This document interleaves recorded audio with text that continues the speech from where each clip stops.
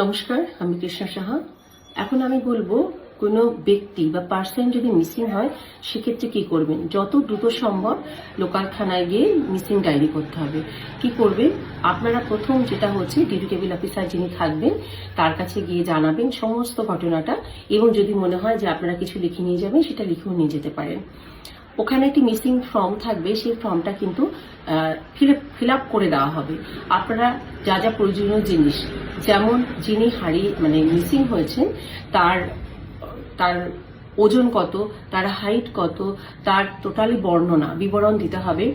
তার যদি কোনো এক্সট্রা কোনো কাটা দাগ থাকে বা তিল থাকে, এবং যখন উনি মিসিং হয়েছেন তার পরনে কি ছিল, কি কালারের পোশাক পরেছিলেন, কোন স্থান থেকে মিসিং হয়েছেন, কবে, কত তারিখটা দেবেন এবং ডেটটা দেবেন, এবং সেই কোন জায়গা থেকে স্থান থেকে ওনাকে পাওয়া যাচ্ছে না সেটা দেবেন। এগুলো সমস্ত লিখে দেবেন। এবং তার যদি কোনো প্রয়োজনীয় ডকুমেন্টস যেমন আধার কার্ড বা কোনো রকম আইডি কার্ড, সেগুলো জেরক্স কপি নিয়ে যাবেন, এবং সাথে অবশ্যই তার পাসপোর্ট সাইজ ছবি বা যে কোনো ছবি নিয়ে যাবেন। 2-3 কপি নেবেন, একটু 2-1টা বেশি রাখলে ভালো হয়। এই ছবিগুলো নিয়ে যাবেন।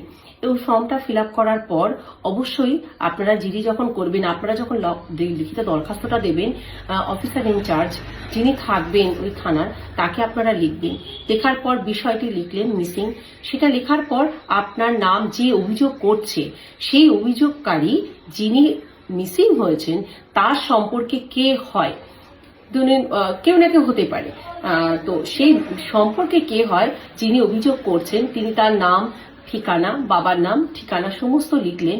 এবং যিনি মিসিং হয়েছেন তিনি তার সম্পর্কে কি হন, তার নাম, তার ঠিকানা, এবং সে কটার সময় বাড়ি থেকে মিসিং হয়েছে, কবে পাওয়া যাচ্ছে না, কোন দিন থেকে পাওয়া যাচ্ছে না, সেই ডেটটা, টাইমটা এবং স্থানটা, এবং লাস্ট তাকে কোথায় দেখা গেছে এবং কি পোশাকে দেখা গেছে।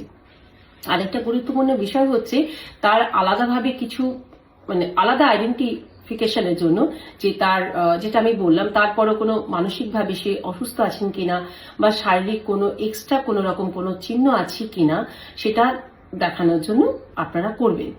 আচ্ছা, করার পর এবার আপনারা থানায় যাবেন। থানায় যাওয়ার পর আপনারা মিসিং যেটা করলেন দরখাস্তর সাথে, আপনারা ফর্মটার সাথে আপনারা দিলেন।